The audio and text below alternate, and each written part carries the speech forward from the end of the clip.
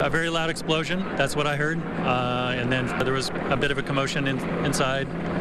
A terrible and deadly explosion at a local lab. One worker was killed, another injured when she was literally blown out of the building by the blast.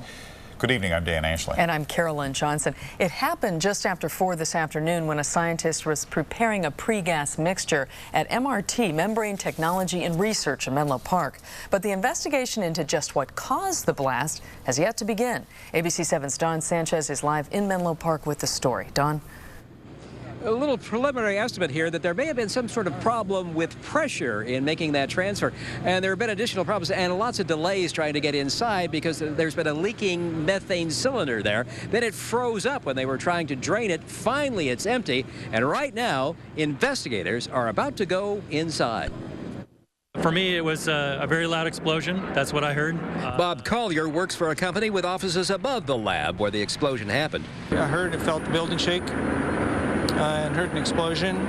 Tim Hill was in his office at Membrane Technology and Research when the explosion occurred in the lab down the hall. This is a big boom. He joined 24 other employees in getting out of the building. A scientist had been mixing helium, methane, and nitrogen into one cylinder like this when something went deadly wrong.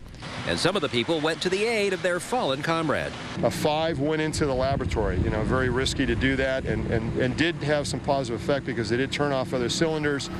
They pulled the man from the lab. He was still alive, but he died in front of the building. There was also a woman scientist in the lab who was blown out the door by the force of the blast. She was transported, as I understand it, outside of the hearing and eardrum related issues, again, more than likely from the overpressure from the explosion in a confined area. She did have some medical issues, but, according to her fellow co-workers at the time, the complaint was minimal. The explosion has damaged the lab. They have to determine if it's safe, and there has been water damage. The company does research on a filtration process for petrochemicals and natural gas. But the fire chief says there was never a hazard from the explosion. The nature of what they do here and the size of the amount of product that they're able to use, there really isn't a risk to the local community or anyone outside of the structure itself. But what caused it? And what role does that leaking cylinder play? That's what investigators will determine. I know the ins and outs, and I can't think of what could have gone wrong at this point. Cal OSHA is going to take the lead on the investigation. Now, because of the damage inside, they are red tagging the building, and that means nobody can get back inside until Monday at the earliest. In Menlo Park, Don Sanchez, ABC 7 News. Well, it was a blast so powerful it actually blew one scientist right out of the room and killed another one. It happened late this afternoon at the Membrane Technology and Research Center in Menlo Park. Kit Doe explains what happened. Kit?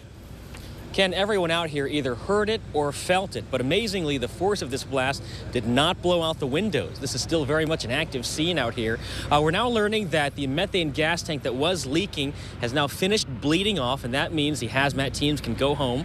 The arson investigators can go inside and try and figure out what exactly happened.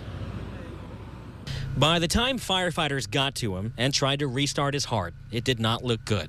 He was a scientist at Membrane Technology and Research in Menlo Park, handling a canister of a methane gas mixture when it blew up. A very big boom, just one single boom. That's all I heard. He was still alive when firefighters pulled him outside. They tried CPR, but he died.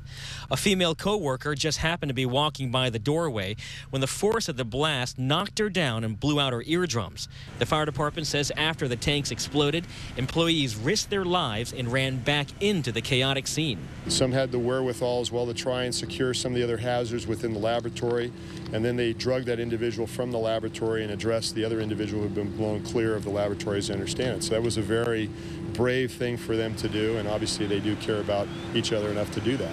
Investigators say the scientist was transferring a mixture of methane, helium, and nitrogen from one tank to another, similar to these 4-foot-tall metal canisters, when something ignited the gas. I know the ins and outs, and I can't think of what could have gone wrong at this point. Tim Hill is the company's quality systems manager and was in the building at the time.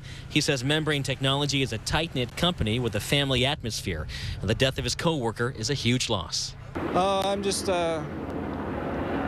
real saddened that somebody was telling me he was killed. So I'm just kind of taking that in right now.